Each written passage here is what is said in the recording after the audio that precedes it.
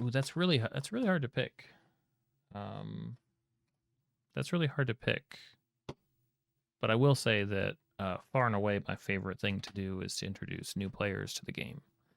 Being able to introduce them to sort of, just a small hint of what the game can be.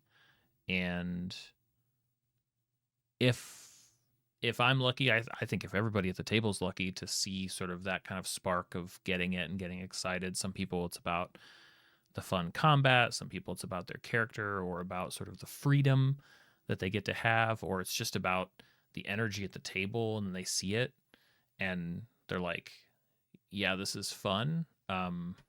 It's different for everybody, but I love, like, well, I guess I can't say, like, for a session, if I know a session's going to have a new player, if it's a one shot or something else, I don't think I've ever run a campaign for a brand new player. It's usually one shot. So if it's a one shot that I know new players are going to be at, I think I put a lot more time into it. I think I work a little bit harder at it. Just to try to, I mean, to some extent it's on all of us, right? Whether you're a DM or a player, like, we're all stewards of the hobby. So I want them to have a good time, but it's more than just having a good time. I want to try to provide sort of a slice of what I think is so cool about the game. I mean, that's all any of us can do. I can't show people parts of the game that I don't think are awesome. That wouldn't make any sense. Now within that sort of set of, like, new player moments, there's one player who I remember being really cynical and kind of poking fun at the hobby, and they had a good time. They had fun. Like, so excited. They were spilling drinks and stuff at one point, when I think they, thought it was just going to be a silly thing. They were also very skeptical about judging, or not about judging, about trusting my judgment as, like, the one. They're like, wait, so you can just decide whatever goes on? It's like, well, sure, yeah. I mean, that to some extent, I run the world and you guys run your characters. He's like, like, he wasn't comfortable with that. So that was a fun, seeing that person kind of come over the hill a little bit and play earnestly was fun. Having ideas and throwing stuff out there. That was during the town attack one shot that I did a short about at one point. I'll probably revisit. Hey, Firemaster. First live stream here. We watched a lot of shorts from a player and sent a lot of them to my DM. The next few sessions will be fun. Awesome. Well, thanks for sharing. And thanks for dropping by. I'm here as much as I possibly can be. Sort of a unique crafting. I'm updating supporter bricks. That's what's at the top of the screen. These are just people that support all the bricks sort of weather and get painted over time. And chatting. We like talking about D&D here. Raven, you've had players that mesh well with a DM in sessions scenes that have been great. I will say that there are a ton of traits in new players that I really appreciate as a DM, and I think I want to do a video or maybe like a series on this stuff, because the more that I think about it, I actually think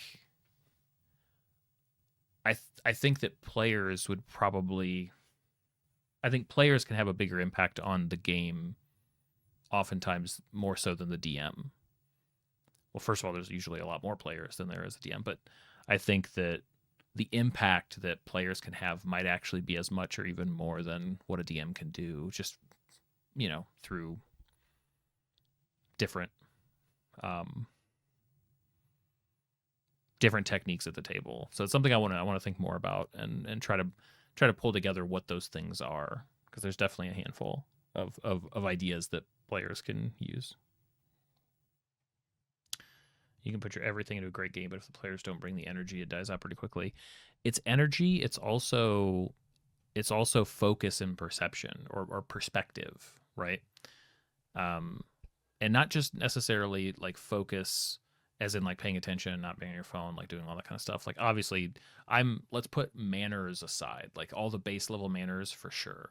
I'm really talking about like if you have a player who's willing to commit to something that's suboptimal because it's in line with what their character or what the situation calls for, that's how many campaigns can I book that player up for?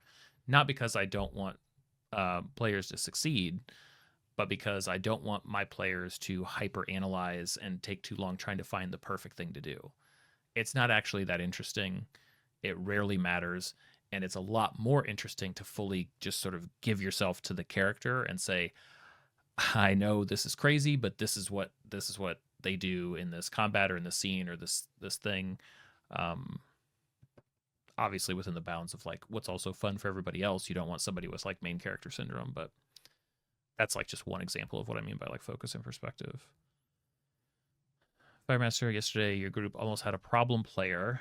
Their character was way too OP. I don't know why they were level 20 when the rest of us were level 5. That's yeah, that would be that may even be like a question for the DM as to like, hey, what's going on here? What's this about? Because that should probably never happen. I mean, maybe we could come up with a situation where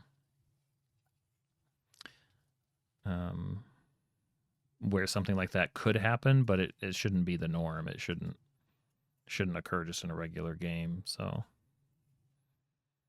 I would definitely look into that with your DM. Oh, they were building it. Okay. And that's just, I probably wouldn't want to do that. I would want to establish that stuff, not because I don't trust players, but because it's a lot easier to sort of like, okay, let's focus on this for 20 minutes or something like that and get a character sheet straight.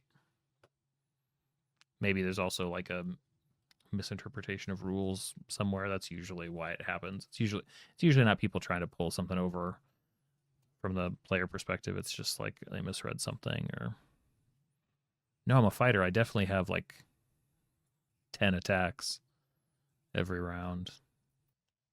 I haven't tried that with an entirely two different parties yet, though I have had a player sort of act as the antagonist without the party realizing it, like an outside player that is the antagonist, and that was pretty neat.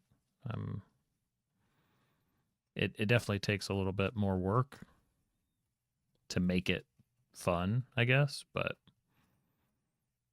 it was neat.